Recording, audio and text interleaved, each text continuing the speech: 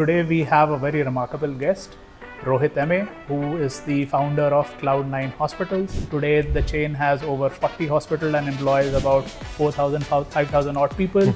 He is the founder, general partner of Pure Capital, and he's a career investor now. Let me qualify that question. What business did a 26-year-old computer science engineer has been building a hospital chain? Yeah, no, actually nothing much, but just took it up as a challenge. For how long were you guys bootstrapped before you raised the first institutional capital? 6 years. For 6 years you bootstrapped, wow. And when the three of you started Cloudnine, what was that one core insight which led you to zero down on the idea? Largely looking at how things were done elsewhere, how things were happening here. Pregnancy is something in healthcare speciality which is not illness, it is wellness. I think we had the sort of courage to actually be able to do this. I was also going through one of your interviews where you said that you spoke to Doug Leone and Sequoia and the discussion was around how to make it McDonald's. Yeah. What were the elements of standardization that you pursued so that the experience that I get in Cloudnine Bangalore versus Cloudnine Gurgaon is the variance is low? Yeah. No, so I think honestly Vivek, that's a continuously evolving playbook, right? Obviously we started from a place where it was largely led by personal intuitions on what will work, what will not work. But slowly we started listening to a lot of our customers and started incorporating a lot of those. But the playbook in itself was about saying, okay, one was standardization in terms of what is the size of the facility? How do we kind of rationalize that? How big or how small should it be? Thinking about throughput, to thinking about capex, but from an ops point of view, because that's where we were different. What I also observed in your story is that you got time to perfect the model, focus on the processes, focus on EBITDA. There's naturally a fear of somebody else taking away market share from you if you are guilty of growing too slowly. Yeah. How much of that is a factor now? Our philosophy is if there are great corporate hospitals in a specific locality, we'd love to go ourselves and plant there. And how many times do you let your gut feel prevail over what your framework is telling? Yeah, well, for me it's 100% gut.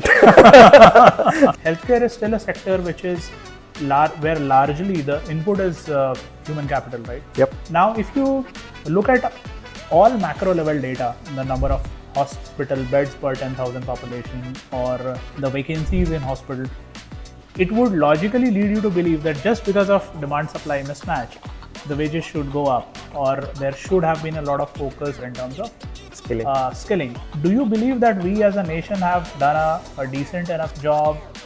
If not, why? I think existing infrastructure is just not enough. You mean the education pipeline? People yes, coming out on all forms of skilling, right? I think all of us know in terms of what's the throughput, what's the demand, what's the supply. But somewhere I don't think these numbers add up in terms of, as an input criteria at least. Unfortunately, this sector has also been something which has only thrived upon tenure as an asset than skill as an asset, right? When people actually jump jobs and everything, right?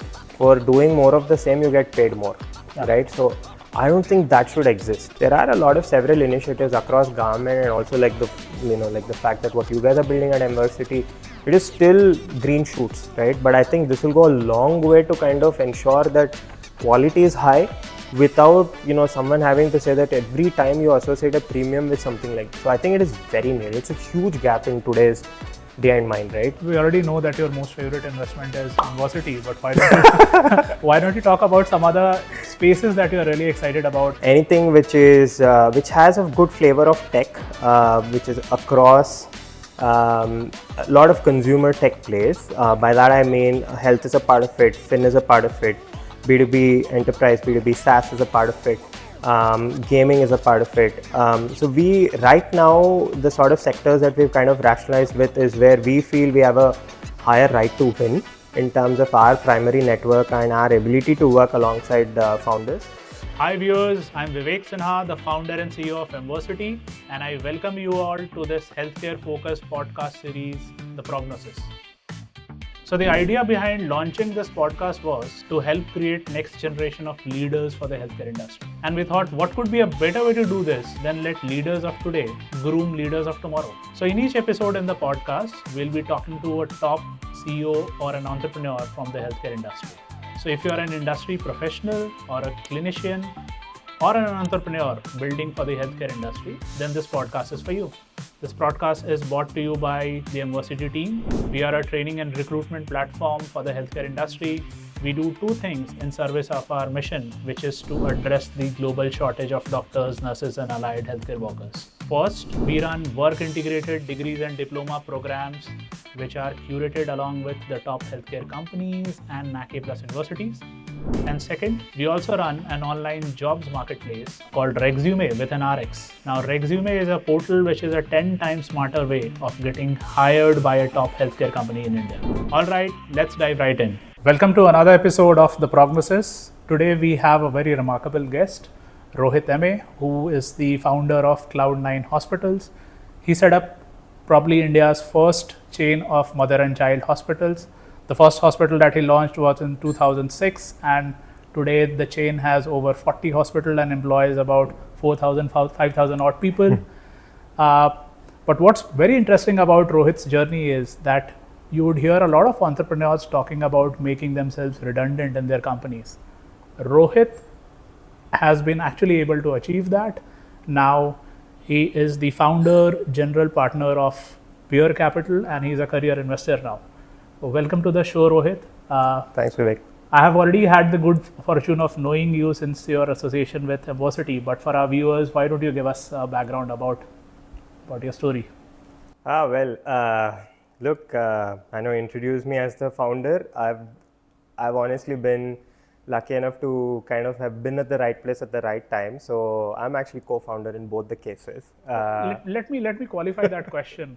What business did a 26-year-old computer science engineer has in building a hospital chain? Yeah, no, actually nothing much, but just took it up as a challenge. It was basically the original idea came through my aunt and uncle Vivek. My uncle is he's a highly qualified, super well recognized physician. He's a neonatologist, basically care for premature babies and 0 to 6 months of the baby's age. It was their idea to come back to India and try and do something in this space. I, at that time, was perceived as someone who's done a fair few things about businesses and such. And honestly, I think they took a chance on me. I had said, I'll give you guys a year and we'll figure out from there, not knowing what I was signing up for. But basically, it was a great opportunity. And, like you asked, my background was, started my first business when I was 18, way back in 99, just to understand how some of the nuances of basic business building blocks kind of get to be. That was in college? That was in college while I was pursuing my computer science engineering. What was that business, if I may ask? Yeah, so this was in consumer electronics. It was a consumer electronics retail outlet. Okay. So this was actually my dad's idea. So I have an elder brother who is an architect and continues to have his own business and have his own design studio, and he builds from there. So the minute my dad realized that both of us are getting to be on the engineering stream, he sat us down and he said that I like that you guys are becoming engineers, but it doesn't mean shit. So you better do something in life. And he said, I really want you guys to go and run a business. And we're like, dude, engineering is not easy. Where will we have the time? He said, I'll help you, but you guys come do this, right? So honestly, it was like that. And that time, honestly, Vivek, it felt like a torture. Why are we doing this, right? So, but much later, when after graduating from B school, like 15 years later, I can tell you the fundamentals of what you go through building on your own. No matter what the business is, it kind of grounds you very differently than what a B school can prep for you or something, right? So I think that grounding was phenomenal, something that we had not anticipated, honestly. But that continued to, at least for me, it kind of held me in a good stead, right? So started with that. Post engineering, went on to work in SAP consulting. That was a great experience. Worked with some amazing companies, as SAP even back then was something only large companies could think about implementing. So was lucky enough to be a part of a few implementation projects where you are actually understanding the psyche of the process owners and trying to digitize the entire workflow, right? So you kind of get into their head about process mapping and decision thinking, critical framework, all of that, right? So I don't know why, but I kept getting excited by some of these things. Decided it's enough, came back, started an F&B started scaling an F&B business which was in Bangalore. Grew to about 5 different locations. That's when the Cloudnine discussion happened way back in 2006, where my aunt and uncle decided to come back to India and set this up, and joined hands very early on to kind of give structure to what was the thinking and the rationale there. Very difficult, I think, much in your case as well, in terms of you're not having defined playbooks. There is an opportunity, but what exactly is the sense of the opportunity?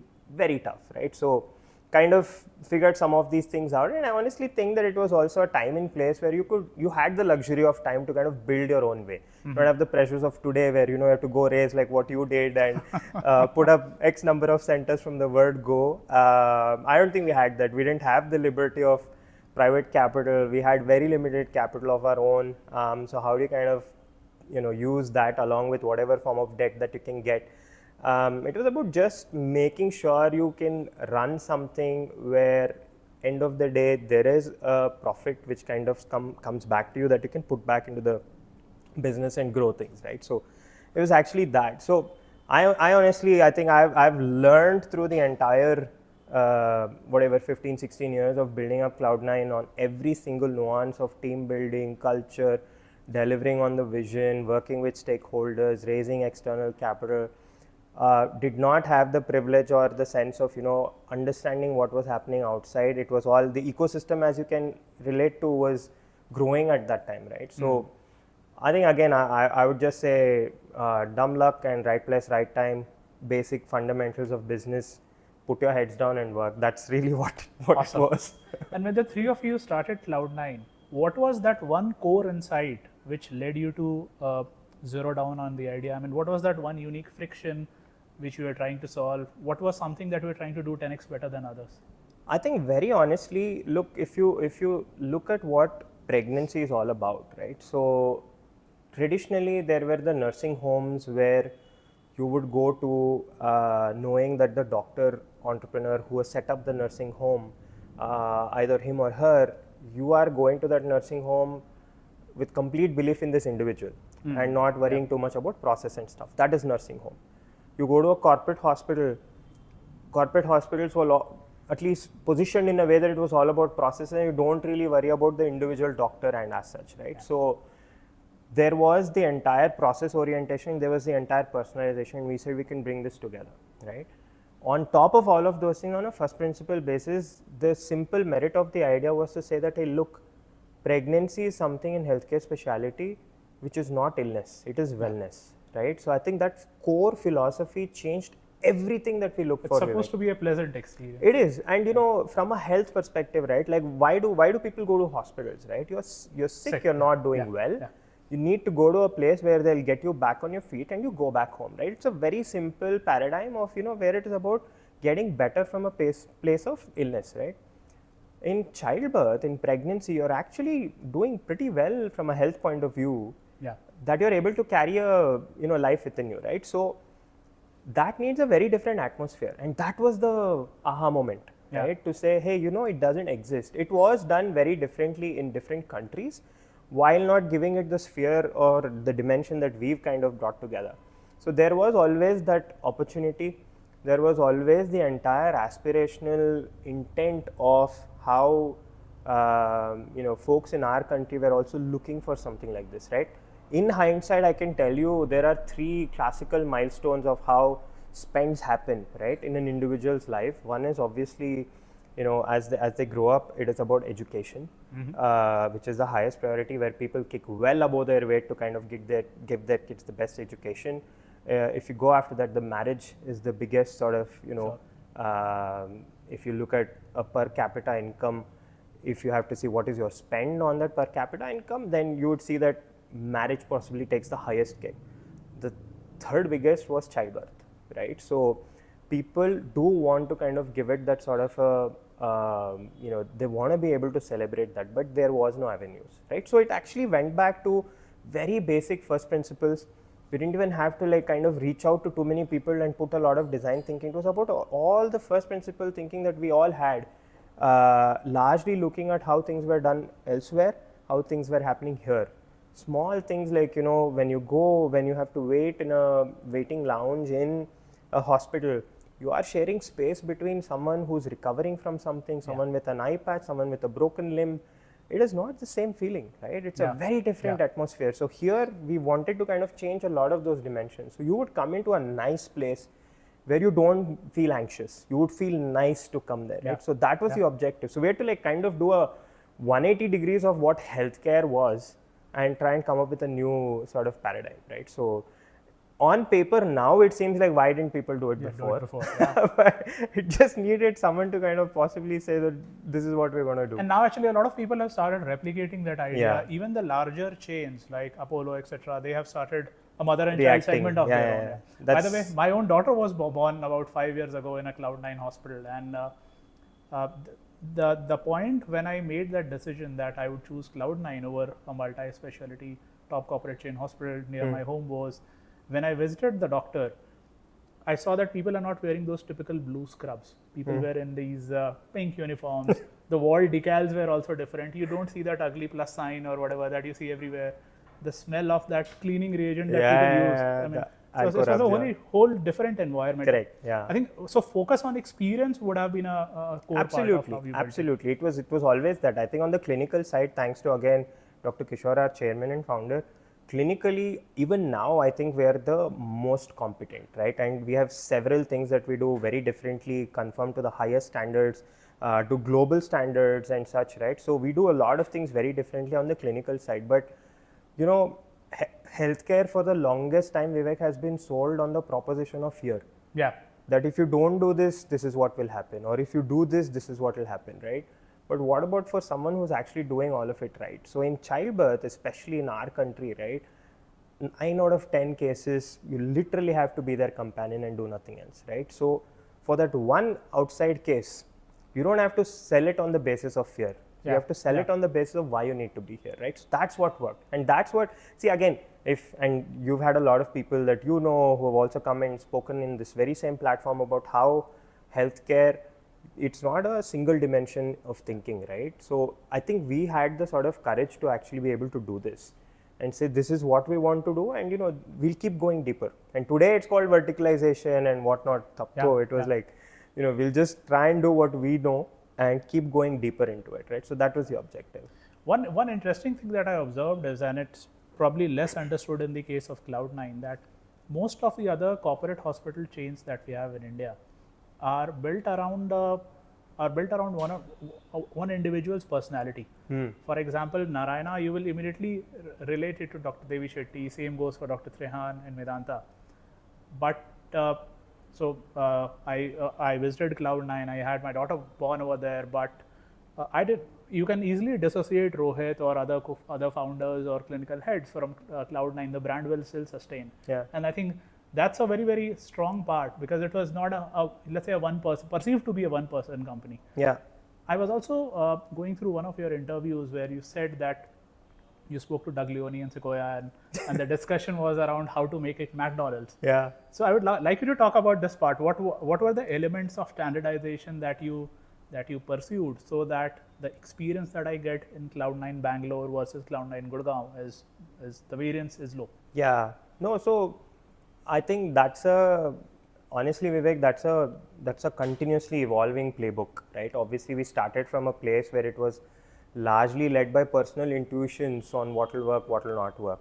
But slowly we started listening to a lot of our customers and started incorporating a lot of those. And again, look, the beauty of what we do is we build extreme high amounts of relatability, right?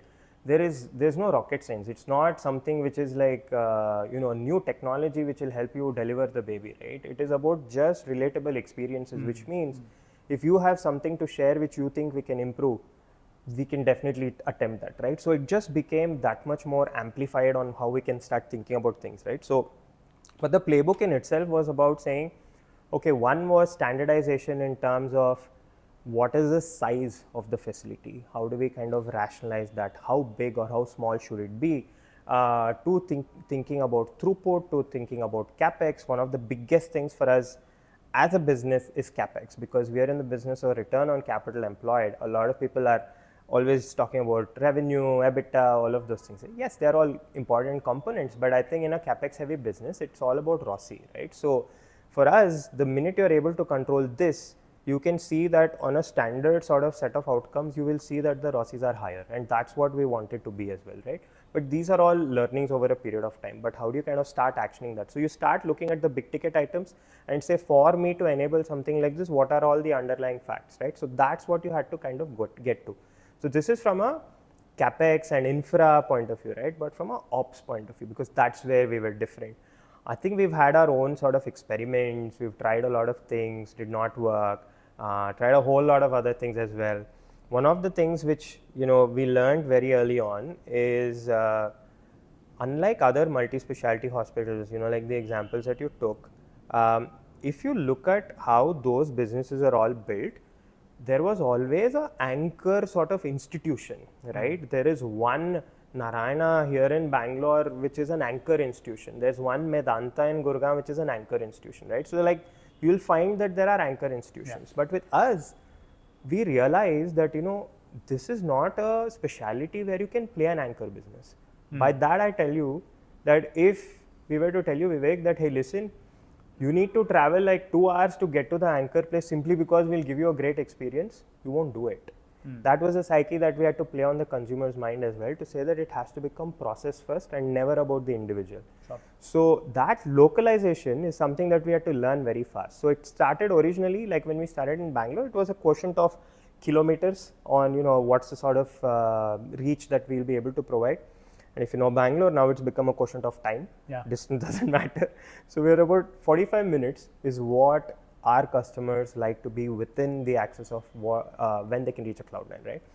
The same metric for pediatrics, whenever there is like anything required to do with the kid, is 15 minutes. Like if your pediatrician is outside of 15 minutes, you probably hesitate to go. You want somebody close, accessible, right? So that localization is something that we realized very, very soon. So it was always about saying, hey, what's working in one facility? Can you then democratize it and put it into another facility and you start building from there? So smaller sized facility, but in every micro market of a large city. Correct. Okay. So you have more of those. Like in Bangalore, we have 13 now. We have one more coming up. Originally started with just 3, and we said that we're done, but we were not done. We like 4 times more that number that we had originally conceived. So it always became that you need to be localized. So in the localized, you have to kind of give that uniform experience that we stand for. So like I said, it's continuously evolving. So it goes into training processes. Tech is a huge part of who we are today, on how we've kind of employed tech so that it's the same distributed access across everything. Our clinicians play a great role. They're all amazing partners for us across all the ecosystems that we've built, on how they subscribe to what we have as the Cloudnine experience. It takes time, but we also work with limited set of clinicians, right? So that makes it that much more sort of controlled environment to kind of work with. And we know very early on, even from the clinician's point of view, if this is a good fit or not, right? And we try our best. I'm sure they also try their best. And if it doesn't fit, it doesn't fit, right? Sure. So, but I think the entire onus is about saying, the entire outcome of what the brand stands for is what we want to come out as winners, right? Which is why you don't see this is that person, or this is what he said or she said. We don't have that, and thankfully it was a collective sort of wisdom which prevailed, that it has to be larger than the individual, and that's what we've done. Sure. So in a lot of other specialty, the business model of our top hospitals also depends on hiring these celebrity doctors. Yeah. So the assumption is the doctor will bring X amount of business into the hospital. Is it true for the mother and child segment as well? And is it true for, how true is it for Cloudnine? It's true to an extent.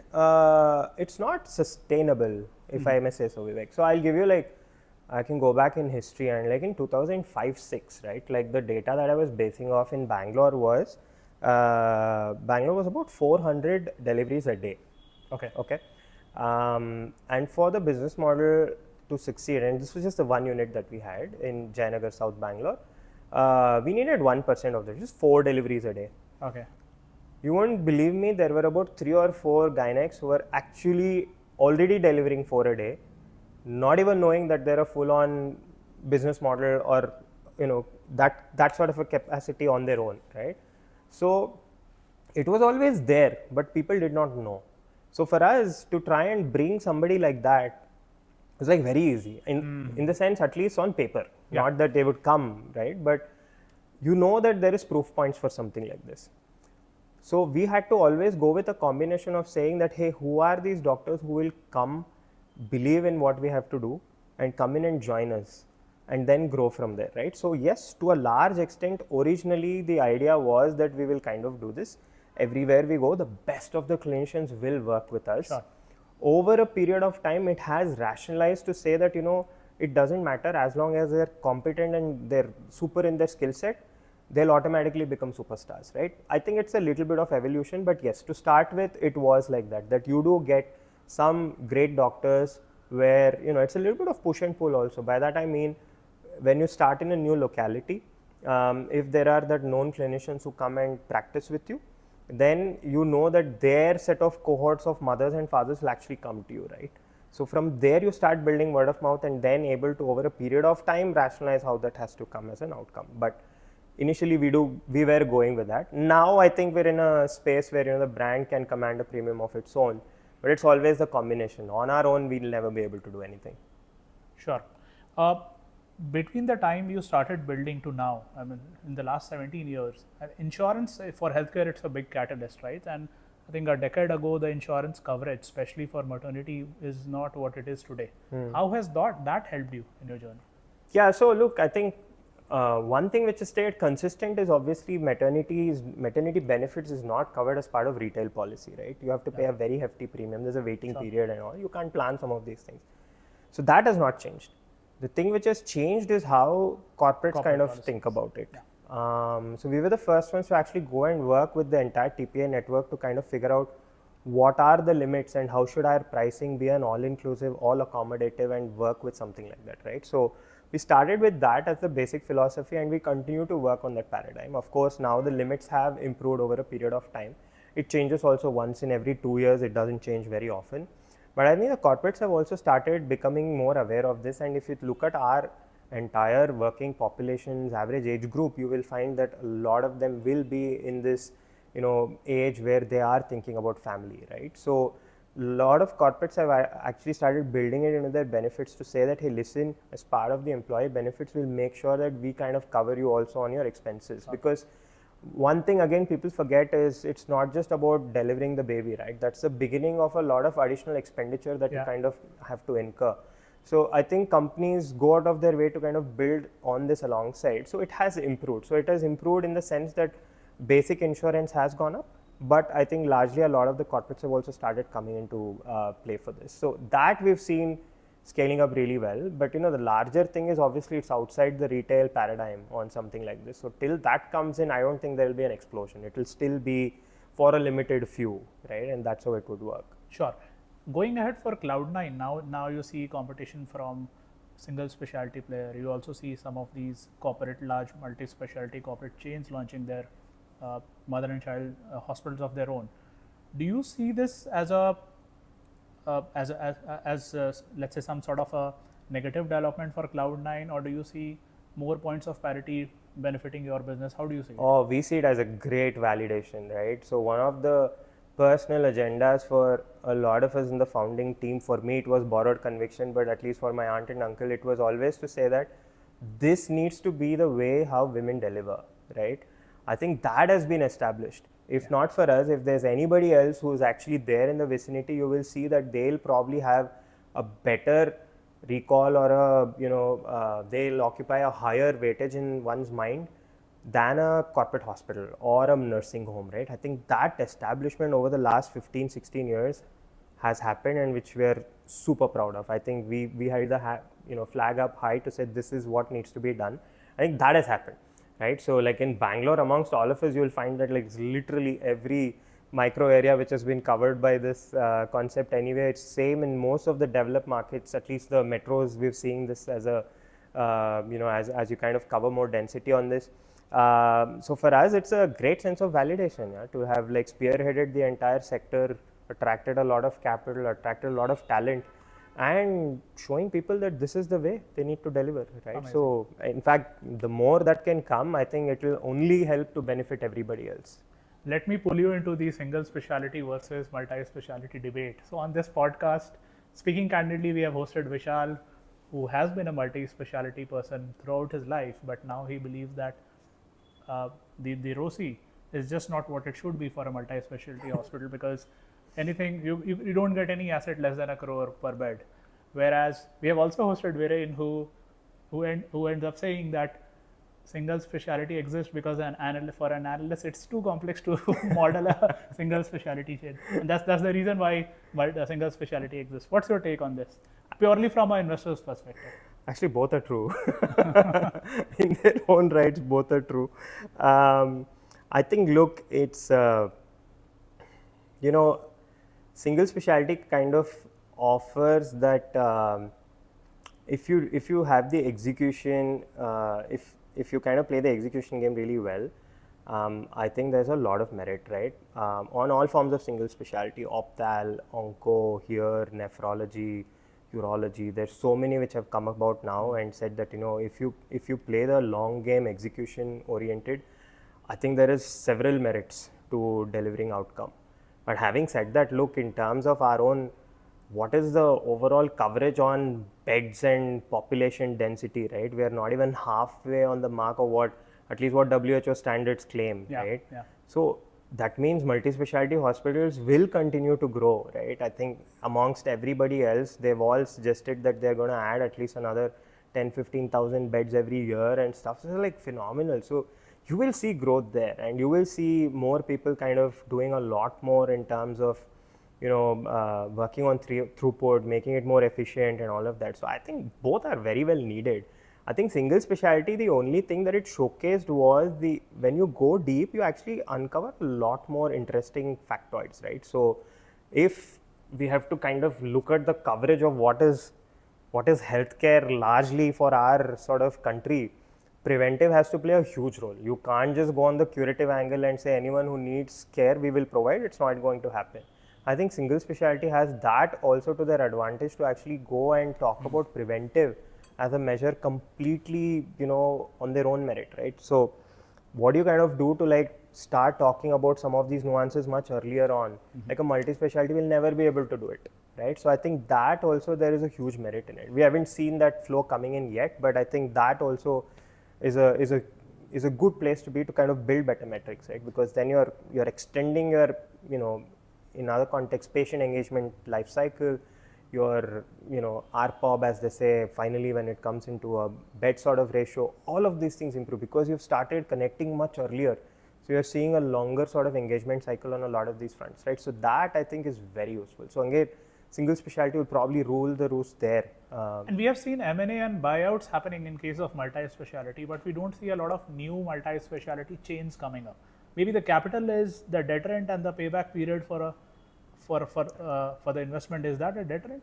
Possibly, and I think also there is, if someone kind of looks at it as an umbrella approach to be able to like put some of these things together, I think stitching up a lot of these value prospects and then be able to kind of build arbitrage on that possibly has better sense, especially in a multi-specialty context. See, again, multi-specialty, the thing is, Vivek, you will see that a lot of things will be similar or in a close proximity of how clinical decisions are taken or how outcomes are delivered, right?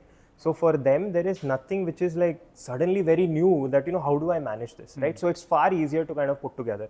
In single specialty, given that it is so new, I think in a build versus buy sort of context, right? I think right now for us, for especially us, right, we would think that build is easier, cheaper, faster, better control, and all of that, right? So buy karne ke liye koi hai hi nahi. So how do you kind of then do that, right? So I think that's how we are seeing it. So I think multi-specialty, there is still merit to kind of stitching a lot of these things together and adding to the strength. You're right that if let's say there's a standalone and suddenly a chain comes in, then your ability to contest some of those things may become very limited, yeah. Right? Because you're not doing anything very different to what they would do. Sure. And Rohit, you have been an operator for the last 16-17 years. What has changed in over a decade since you started Cloudnine? Or how much of a change are you seeing in the larger healthcare industry? And I have two follow-up questions for that. One is that today, if somebody has to build something like a Cloudnine, how easy or difficult it would be compared to when you guys built it? And my next question is, why do we not see more hospital chains coming up, especially in the last 5 or 6 years? A decade ago, we saw IQ, we saw you guys, we saw Nephroplus, but why are more and more entrepreneurs not building, let's say, new hospital chains? We see buyouts all the time, we see transaction happening in the market all the time, but I don't see a lot of new entrepreneurs building new chains. I actually think so. The benefit of not having access to capital back then is the same sort of negative context today. And by that I mean that today's capital has a very limited shelf life in terms of the private capital, at least to say what is the sort of tenor that someone can stick into investing and then looking at potential outcomes. Oh, right? we were talking about it off camera that in India nothing gets built in less than 10 years. You can't, especially not in healthcare, right? Yeah, so, you know, so that I think is a biggest handicap. And, you know, we keep wondering ourselves too that if we had to start today as Cloudnine, right? So, who are those guys who would come and back a similar sort of concept, right? Sure. And honestly, I think we would struggle because I think that sort of capital which had that appetite has actually moved away, because I think there's a lot more frontier on technology oriented solutions. While the mortality may be very high, at least you know that in your fixed tenure of how you want to drive outcomes, you will be able to drive some outcomes, right? So I think that is a little bit of a miss today, right? So what was an advantage then is probably a disadvantage today in terms of capital being available. I think over that period of time, people have also started taking a lot of these positions, right? Like if you think of specialities, you will see that a fair few things have already been done. If you think of mother and child, if you think of fertility, if you think of optal, if you think of onco, if you think of nephro, all of that, right? No one is coming up with something which is different enough that needs that sort of capital push as a catalyst to say that, hey, you know what, get this done. Sure. I don't think we're seeing that, right? Yeah. It's either a bit of this, a bit of that. It's not unique enough, right? So, and you know, I think now that I'm wearing a little bit of an investor lens also is, I think for people in healthcare, look, a lot of these things has to be clear. If it is not clear, to create a market out of something like this is possibly a bit tougher. By that I mean that, you know, people think that it's very easy to disrupt something from the outside, and my whole feeling about healthcare is you cannot disrupt from the outside. You have to take the ecosystem along. Yeah. So for that, even if it is a speciality where, you know, we can relate to, it has to be existing in some form or fashion, and yes, there are inefficiencies and hence it needs to be carved out, right? So that I don't think, at least I haven't come across something which is like so unique that people want to back that with capital to say that, hey, we can scale, right? So I think it was a time in life where, or time in our healthcare ecosystem where a lot of those opportunities were seeded. And I think they're coming up their own way, right? So I think the next cycle, in my view, would always be how a lot of us then become, let's say, you know, public market opportunities over a period of time, and then actually be able to plow back in to say that, you know, here's how they started and here's how the journey is. How do you kind of encourage more single specialties of this nature to kind of come about, right? So, but that will take its own time. So those many white spaces do not exist today. I don't think they exist today. For how long were you guys bootstrapped before you raised the first institutional capital? 6 years. For 6 years you bootstrapped, wow. Yeah. And how many centers in the first 6 years? Just one. Wow. So before you actually went out and started scaling it, you perfected it on one hospital. Well, honestly, we tried to do everything that we could in the one hospital, and you know, till we had about 3 or 4, Vivek, the gaps weren't clear, because in the one, everything and everyone was there, right? So whether you adhere a process document to it or not, decisions were taken and lived with. Sure. But I think the moment in time happened after you started scaling to regions beyond Bangalore, regions beyond, let's say, your direct ability to be physically in one place, is when a lot of this process documentation had to come in, and then you start, you know, figuring out how does process win than the individual, right? So that happened over a period of time. So I would say that we took a good 10 years to even come up with a version which was like absolutely scalable, right? And I can go into some of the history there. So going back into the journey itself, right? Like with Matrix, our first investor, Z47 as they're called right now, they encourage to say more on land grab, right? Go put your flag out there. We raised next set of capital from Sequoia, who's now called Peak 15.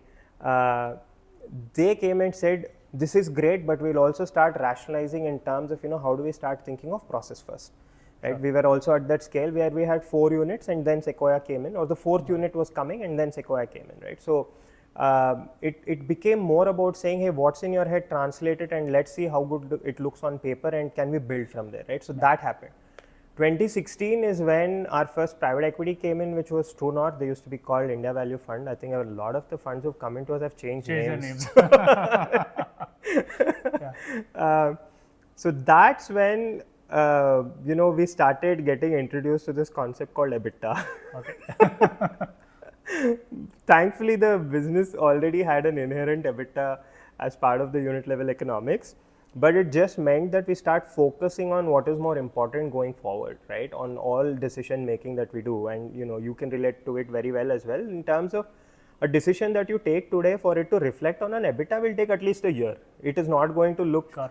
It will start making an impact, but you'll only see it over a period of time that what's the impact that it made. Yeah. So you have to kind of focus on every single investment that you make to say how does it affect top line, how does it affect bottom line, right? So from 2016 onward, we started building with that notion.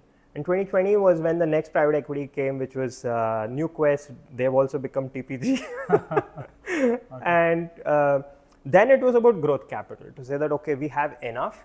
We'll keep tweaking the models as we go, but how do we kind of now, just use capital as a catalyst to start expanding beyond, right? So in every sort of cycle, we've kind of gone through this own sort of paradigm of working to understand what the model needs to be.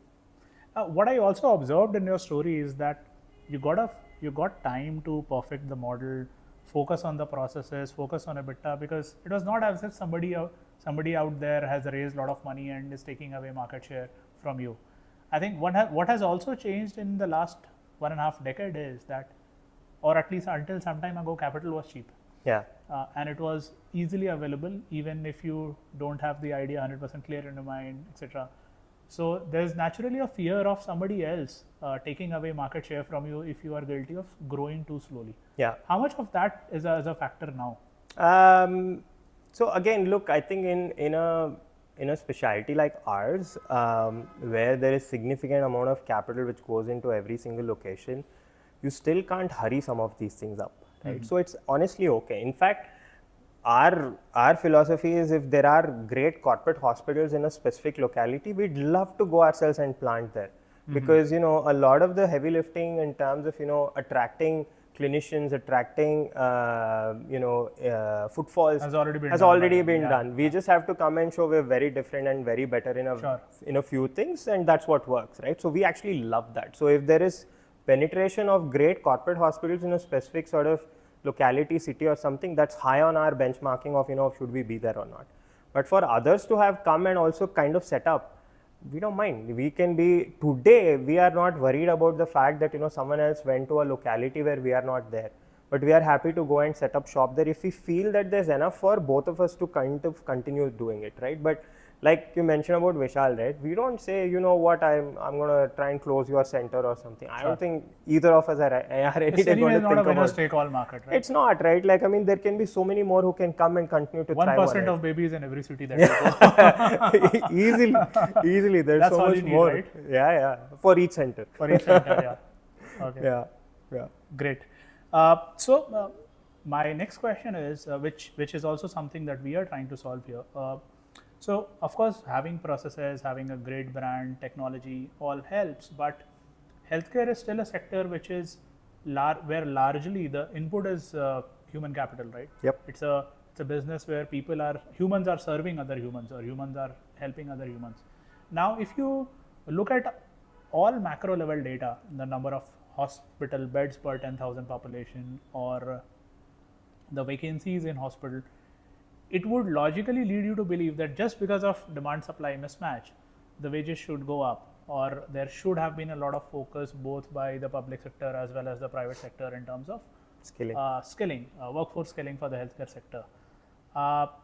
Do you believe that we as a nation have done a decent enough job? If not, why? Yeah, so honestly, I've also tried to figure out some of these things on my own and come back questioning a lot more. I think existing infrastructure is just not enough. You mean the education pipeline? People yes, coming out of on all forms of skilling, right? It can be clinicians, it can be on paramed, it can be on the entire support infrastructure, nursing, everything, right? I don't think it's enough, right? Because I think all of us know in terms of what's the throughput, what's the demand, what's the supply, but somewhere I don't think these numbers add up in terms of, as an input criteria at least, you just feel that it's just not there. Unfortunately, this sector has also been something which has only thrived upon tenure as an asset than skill as an asset, right? So the longer you've survived in an ecosystem of this nature, the more premium you get associated with, right? So which is why a lot of, when people actually jump jobs and everything, right? For doing more of the same, you get paid more, right? So I don't think that should exist, right? That should happen on the basis of skill, where someone possesses a great amount of skill that they actually get valued for. But given that there is scarcity, you will associate a premium with it. I think that is something which has to continuously kind of give way to kind of bring new talent into place.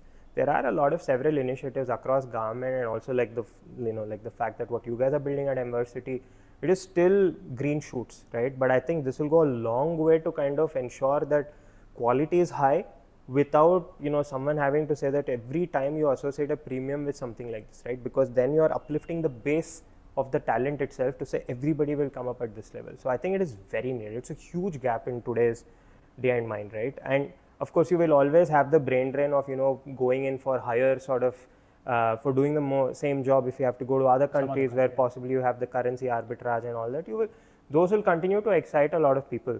But I think the transparency with which organizations are built today in terms of showing them a career path that actually can accommodate their ambitions in terms of encouraging good amount of skilling and co-building, co-learning, that is not there. So that is only a few institutions do it.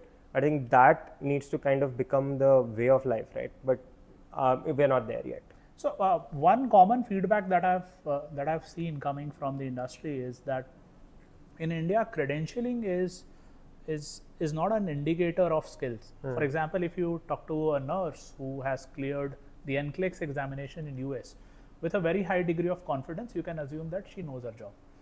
Whereas if you talk to a fresher nurse who has just acquired her BSc nursing from a college, you cannot infer that she knows her job, because she comes from a good college, probably good, but she comes from a college wherein she has just earned a degree without actually having worked on a real patient ever. Who do you think is best poised to solve this problem for us as a nation? There is some effort going on the government side by putting more number of corporate seats.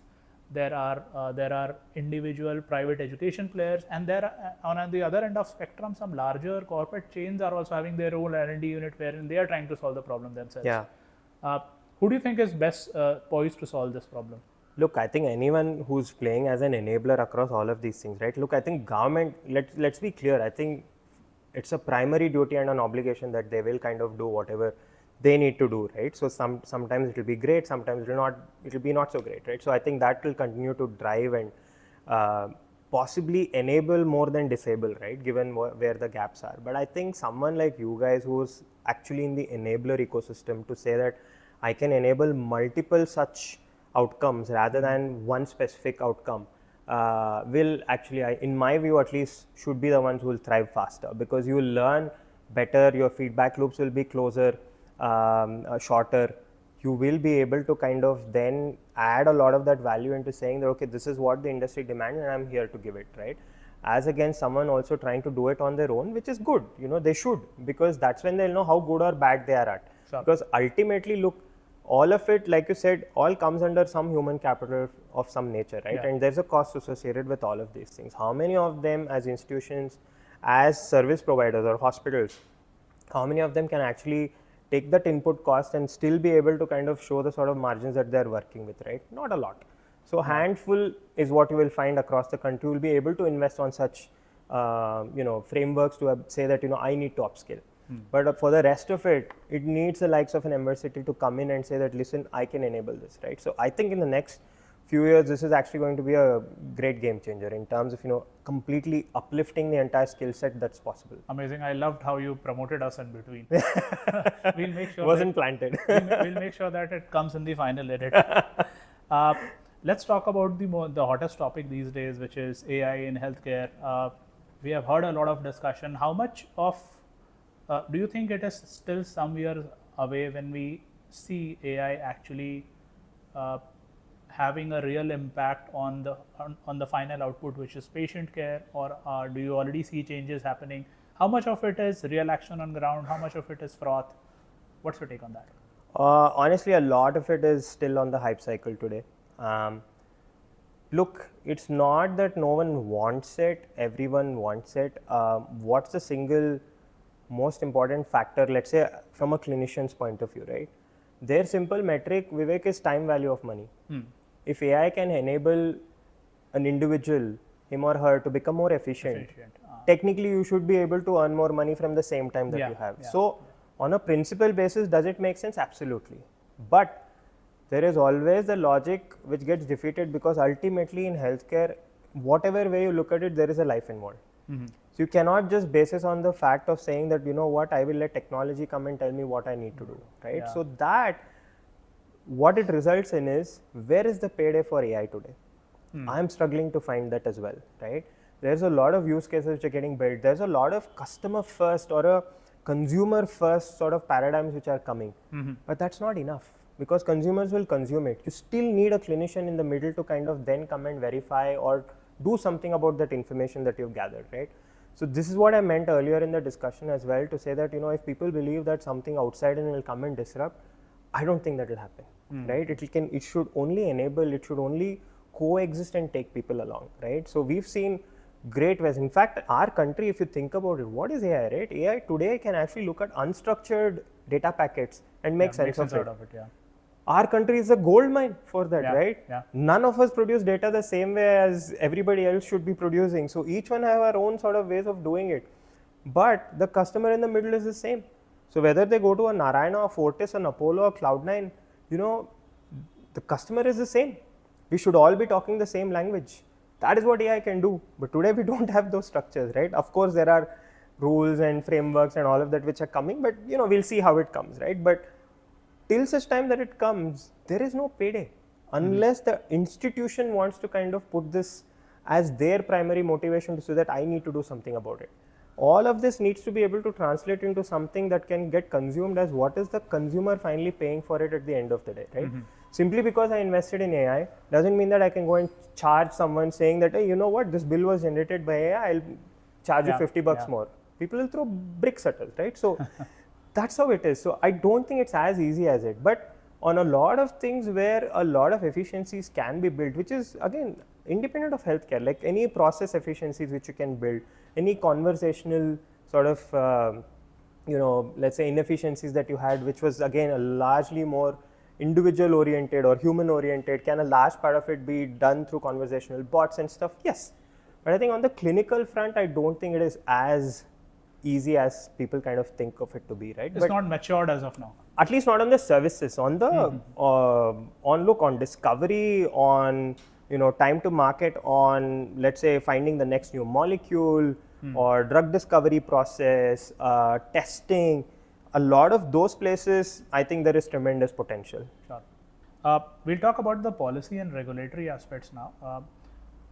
And since you are here, my foremost question is that recently there was a nudge from the Supreme Court about regulating the prices that a private hospital can charge to the consumer, and especially for you guys, since I'm assuming operate at a slight premium, being in the single speciality space. How do you see this as for Cloudnine and for the ecosystem in general? Do you think that private players did not do enough from their side, leading the court to intervene, or what do you think is the genesis, and how do you think shaping going ahead? So I have my own conspiracy theories on this, but I think, look, there were a lot of promises taken and unfulfilled, which kind of led to this whole conundrum of saying, why isn't treatment being provided the way it is supposed to be treated, right? And without taking names, lot of large hospitals have benefited from the fact that the government gave them land and Subsidized building lands, yeah, at throwaway prices. You cannot even imagine, Yeah. right, that with the only ask to say that you allocate certain number of beds and services for the underprivileged, which we will kind of tell you who they are, right? Yeah. But that over a period of time hasn't been monitored well. Where systematically have people kind of misuse that system? Maybe yes, but has there been a lapse on also being able to kind of monitor and continuously sustain that sort of initiative? Maybe that's also a miss. So I'm not saying there's one person who's guilty of this, but there's been a systematic failure across a lot of these things, which resulted in an angst which kind of said that, why are we here doing what we're doing, right? So I think we were just, I think in single speciality and a lot of what we do, I think we were just passers-by in this entire notion to say that, how do you kind of cope with something like this?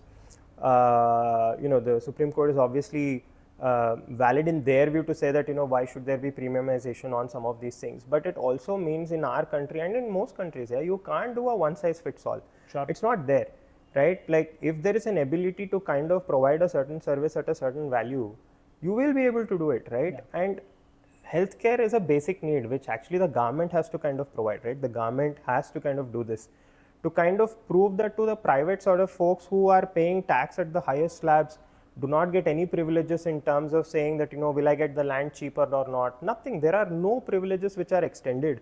And to have a cap on prices, I don't think it will kind of, meet that need that is there. So I think it is a very half-cooked or, not fully thought through sort of scenario. At the right time, there will be enough sort of representation to say that, why this needs to be rethought and all of that, right? But I think it's a very knee-jerk sort of reaction, honestly, if you ask me. Sure, and I think the intention was more sort of to nudge these players to take some action rather than being prescriptive. Possibly. I mean, look, even in insurance, right, there are so many rules and regulations which are there where, people are supposed to do certain things in a specific turnaround time and all of that so that the patient is not inconvenienced and so on. There, it doesn't work. It is written in your policies that, this is how it has to be. The number of days that you take to actually pay a service provider, a hospital like us, that it has to be repaid within this amount of time, none of those are adhered to, right? So there are inefficiencies in a lot of different forms and formats, and nature of doing business in any country is that you will have this sort of inefficiency. You have to just cope with it. So Rohit, we will talk about the second leg of your career, which is your role as an investor. How did it happen? I'm assuming you started investing as an angel while you stint as an operator itself, and you also helped incubate some companies as a part of Cloudnine. So was that the genesis, or how did it happen? Yeah, so no, it was actually, at least in my mind, it was a progressive sort of outcome. Started with a small incubator space within Cloudnine, had a lot of product companies come and build with me, to quickly putting together a family fund of sorts because Ashish was starting up and he was starting with off business.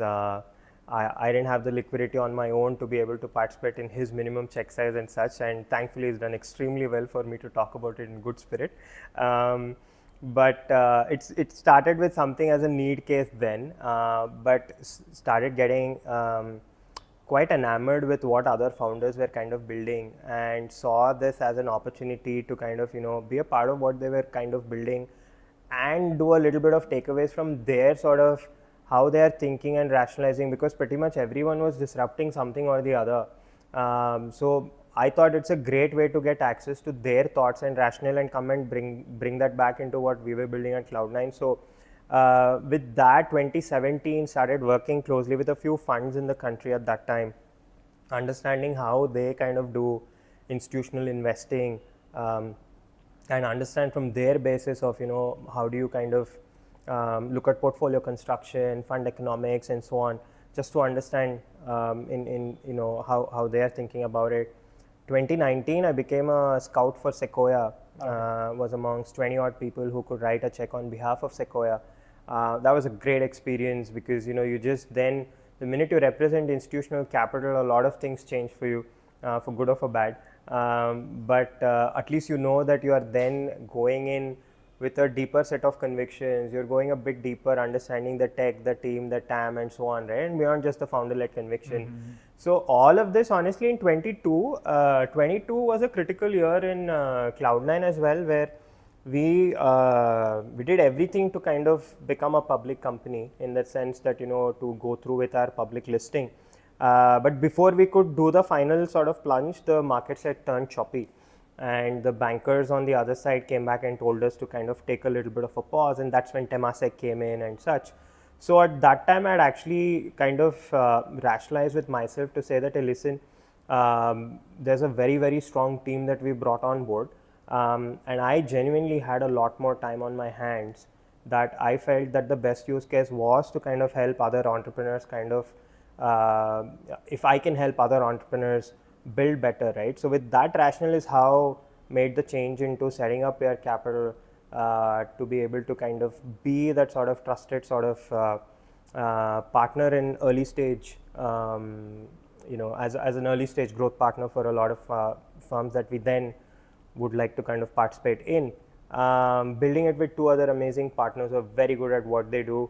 I'm still a noob in this. I'm still trying to learn the ropes. I don't even know if I can call myself an investor, honestly. Are the other two partners from investment background? Yes. So one has been a seasoned investor. Karthik was with this fund called Chirate. So he was there for the last 12 years, has seen multiple fund cycles, has raised capital, invested, nurtured, exited. So you've seen the whole 9 yards, and he's very good at what he does. Ankur has been on the other enabling ecosystem. He was part of EY for like good 2 decades. He set up the entire startup to scale up practice within EY. Has worked with every fund in the country. He's led governance, diligence, growth marketing, M&A, a lot of functions. So I'm the only operator, founder. The other two are really good at what they do. So I'm right now honestly strapped along for the ride. Bringing in my founder chops, as they say. But I think the idea is honestly beyond just capital, Vivek, to be able to kind of have relatable equations on every stage. I think is very different. For me, the first was that I really never had much of an external help to be able to kind of rationalize a lot of the thoughts and stuff, right? Of course, I always enjoyed the benefit of a great board, an amazing set of investors that we had, but till you reach that also, you kind of know this, that it's a very lonely journey, right? You have to kind of be able to have certain people that you can talk to about a lot of those things. So I just feel that at early stage, this is very important, right? So, and it honestly needs a lot more like me to also come back into the ecosystem and say that, hey, you know what, we should be doing a lot more, right? I think that's when we will all grow up as an ecosystem. So I think with that first is honestly how we started. Awesome.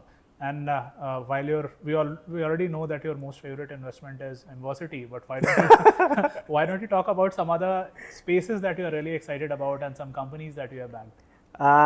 So we've taken a view that we want to be on the enabler ecosystem. So anything which has a good flavor of tech, which is across a lot of consumer tech plays. By that I mean health is a part of it, fin is a part of it, B2B enterprise, B2B SaaS is a part of it, gaming is a part of it. So we right now, the sort of sectors that we've kind of rationalized with is where we feel we have a higher right to win in terms of our primary network and our ability to work alongside founders. Going from here and building forward, we'll possibly be open to a little bit of a new sector approach as well. We're not there yet, and we're trying to learn the chops on that, be it renewable tech to clean tech to deep tech and all of that, right? So we're still kind of warming up to that whole idea. But I think there's enough to be done just in the sectors that we are kind of focused upon. We have about 13 companies in our portfolio right now. The idea in Fund 1 is to build about 20 odd. So we're almost a little beyond halfway in terms of the portfolio. And I'm going to stretch the corpus of $40 billion, or you want to play with that amount only? No, I think the first one will be thereabouts. There's also a finite timeline within which you have to kind of close the fundraise as well, as per the SEBI rules. So I think that's largely where we will kind of end up. which still is okay for us in terms of how we had kind of thought of on the portfolio construction point of view. Idea is to try and deploy about $1 million odd to get like a double-digit ownership in terms of the companies and the founders that we work alongside with. So in the portfolio, there have already been a fair few number of winners who have emerged. We've got some amazing follow-on, investors to come and back those ideas and founders again. But it's early days. It's just been 2 years in the journey. I, at least for one, I'm learning lots. I know where I'm strongly deficient in investment as a process. So lots of learning still on my table, but I think it's quite enjoyable. I think the idea of being able to work with a good set of founders, again, try and build that relatable equations and kind of help them overcome certain situations which may appear natural to you simply because you've built over a period of time. And they're very grateful of that sort of help and assist that you kind of give, right? I think that in itself is like tremendous value. Than of course, some of them will do well, some of them won't. But I think this in itself, being able to kind of add meaningful value, I think that's what we will take away as well. Sure. For the sake of aspiring entrepreneurs who are watching the show, why don't you compare working with let's say a verticalized VC? For example, there are VCs in healthcare, W Health Ventures, and so on and so forth, versus let's say firm like you. What are the pros and cons of working with a sector-focused VC or a player versus a player which does, let's say, multiple sectors? So look, again, in our case, I think at least with us, all of us partners kind of actually bring very different dimensions into everything. So whether you're building a health business or a fin business, you still have to build culture, you still have to kind of put a team together, you have to kind of be able to articulate things together. So there's a lot of basic principles which are again common across everything, right? But I think where you would benefit from a sector specific sort of investment fund would be, I think they would have rationalized a lot of their learnings across that sector in terms of costs associated with certain initiatives, to thinking about if you're scaling to a certain region, can they actually give you like better benefits in terms of access to certain folks and certain avenues for you to kind of be able to knock on better doors. Maybe that will kind of keep getting deeper when it's a sector specific thing.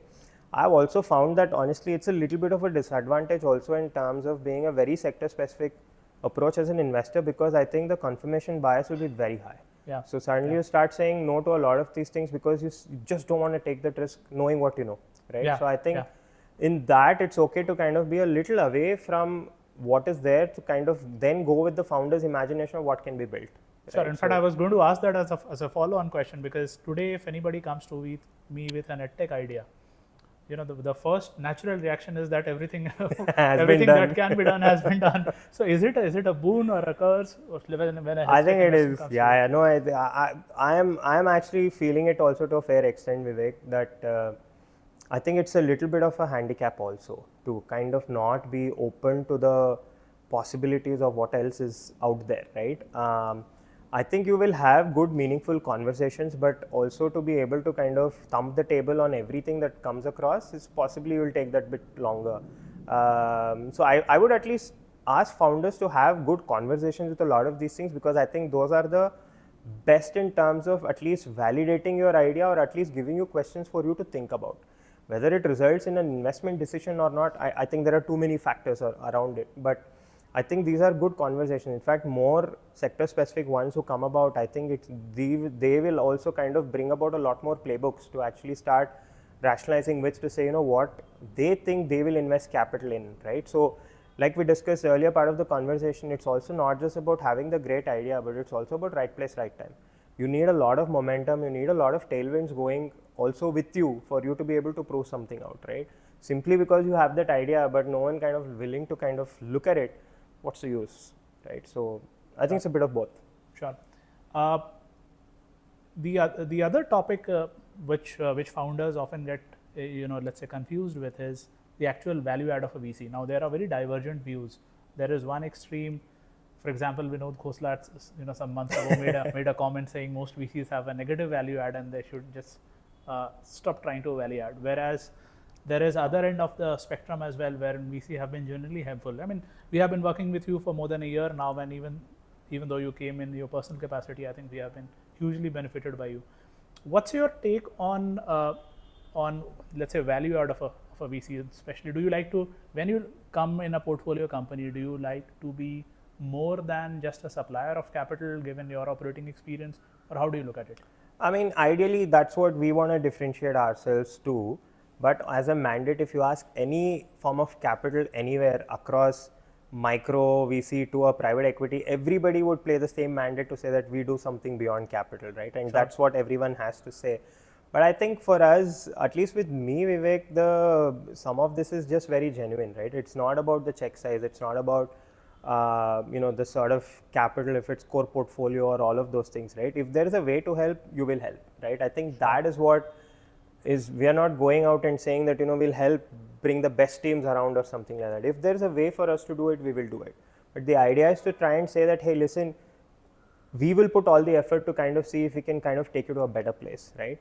I'll tell you what things are solved for very beautifully, at least across the ecosystem, that accessing great number of individuals across all the funds, they would do it really well.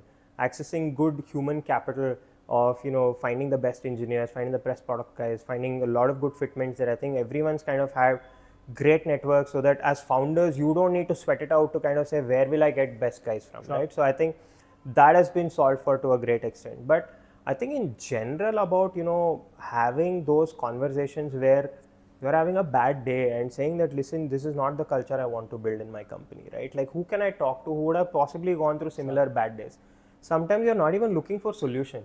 You're just saying, hey, can I talk to you about something? Yeah. Right? Yeah. That's what we want to bring. To say that, hey, listen, it's fine. You've had a bad day. Things will go against you. I mean, tell me one founding journey where, everything's hunky-dory. No chance. Never. Right? So, sometimes it just makes sense to also be able to find that relatability quotient, right? Yeah. And honestly, just doing that is enough. And I think that's what our ecosystem needs today, right? You just need people who build relatable businesses to actually go about and say that, hey, you know what, did you go through something like this? Can I talk to you about it, right? Which is why I said it doesn't have to be only for our portfolio or only for our founder ecosystem. If a conversation can help, then all of us should be available to kind of help on that, right? So that's really the genesis of it. And I'll tell you this, that, I mean, Vinod Khosla is very strong on his views, but I'll tell you not even as far back as, we can talk about Avnish at Matrix. The first thing he had told me was, he had said, listen, every time, give me the bad news first, right? He had told me this. It's one thing to tell and another thing to, actually do something about it, right? And he genuinely kind of made sure, I was giving him bad news or, whatever is not going as well, that I tell him first. Right, on how do I think, and he would give me solutions. He would say, have you thought about this? Have you thought about that? When you think about all of those things, he was also an operator, right? Sure. He built a great business, and he knows this. So which is why I think he's been able to kind of build that sort of an equation. I don't know if he does it anymore. No, he does. But again, it's easy to say, right? These are all dialogues we will kind of put out there. But it's harder to demonstrate it and live it, right? So even I've had like great people who I look up to who will actually do this. Even at Sequoia with GV and VT, they've just been great in terms of, being there every single time when you needed something, right? And bringing like even beyond themselves to actually create a sense of a safe zone where you can actually talk about anything, right? I think that's what good investors do. Sure. And I actually put a very high pedestal to how some of them actually think about building this beyond just capital, right? Because look, ultimately capital is a one-time infusion, right? All these conversations are the ones which are actually going to hold you in higher stead. Like a conversation between you and me, when a founder has to come and do a ref on me through you, right? You will talk about everything other than capital, right? Capital to hey, but that's what is important. Sure. And I think especially in the initial days, this equation becomes even more important. Once the business is mature, correct. You'll find your own. Probably investor is a supplier of capital. Correct. But in the initial days, the process of building, I think that's not a solo process. Correct. Yeah, great. Next, I'll not ask you the cliched question of what did you look at a company when you are evaluating a company for investing, because I know with there are going to be those 4 parameters. So let me do this. if you have to distribute 100 points between these 4 parameters, first is founder market fit, second is product market fit, third is let's say how big is the size of opportunity, and fourth is what is the traction already there the company has. Out of 100, how much will you give? At our stage, look, in most cases, I think the product evolution itself will be like very early.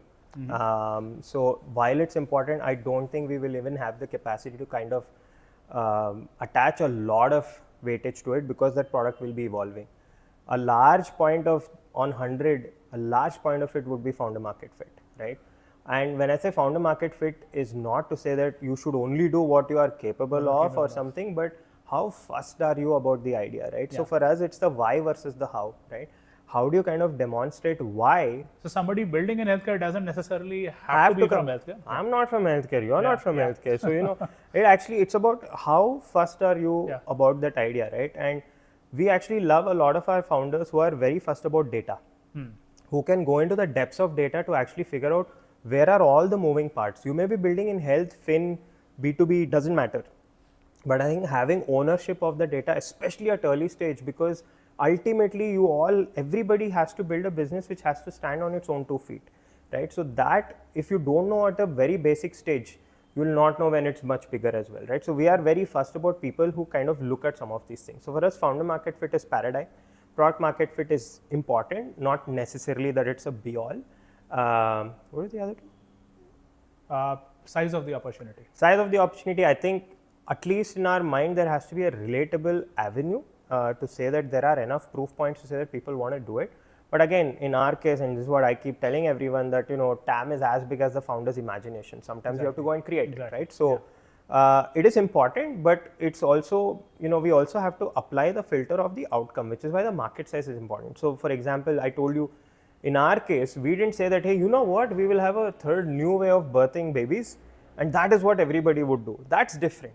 As against saying babies are being born, here's a new way to do it, right? Sure. So I think that rationalization is something which is important. And for us, market size is also determinant in terms of how do we look at outcomes, because all of us, finally in some form or fashion represent a finite timeline within which our capital comes into use, and then it has to be exited.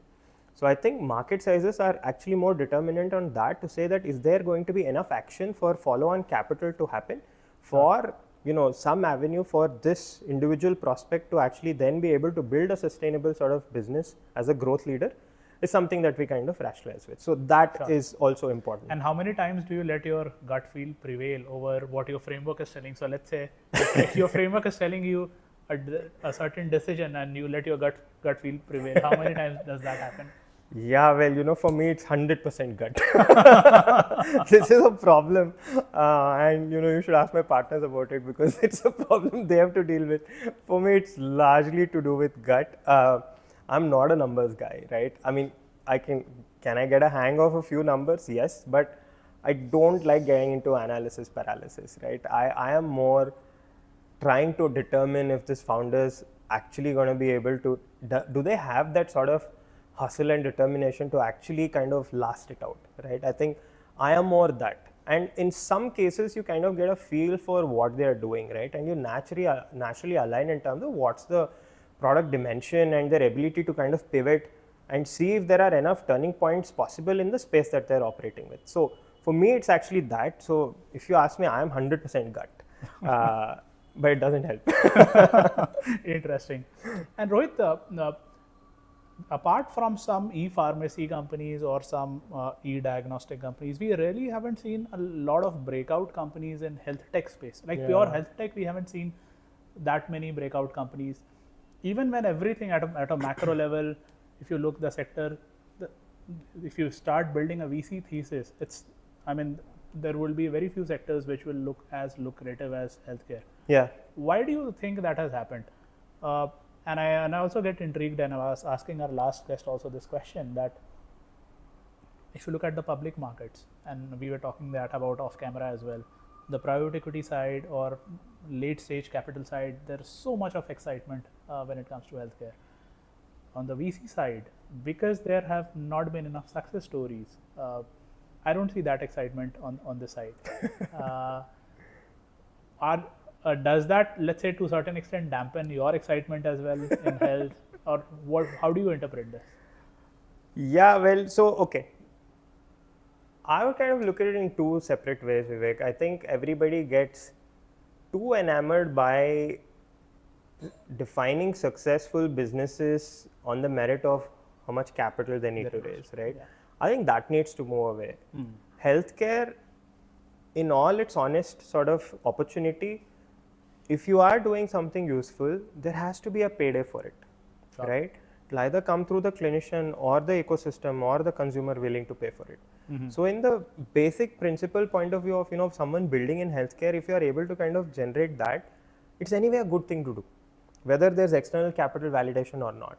I think the minute you start associating with, oh, how much capital has gone into something like this for it to be defined if it was successful or not, I think that's where the conundrum is, right? Because like I mentioned in the previous sort of chat as well, to say a lot of things is also to do with the specific fund in nature, the capital in nature, the ability to stay invested for long term is in nature, the stage in nature, right? So there are a lot of things which as founders you may not be able to understand and appreciate.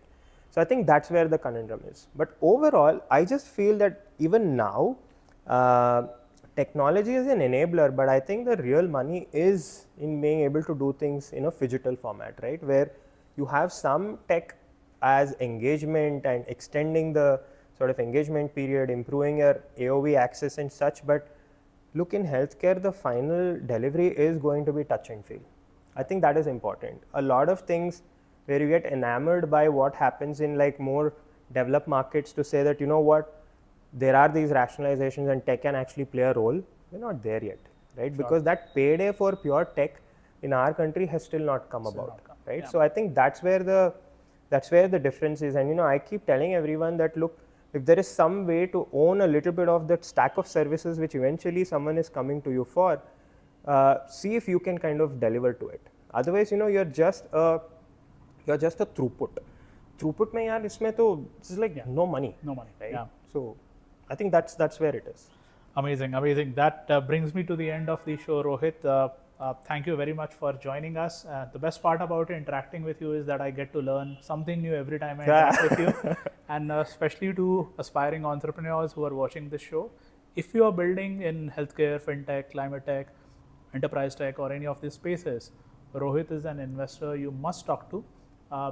I am of the firm belief that an investor can add a huge value to your business, especially if you are an early stage founder. I'll also leave his email on the description of this YouTube video. Thank you for joining us, Rohit. Thank you, Vivek, for having me.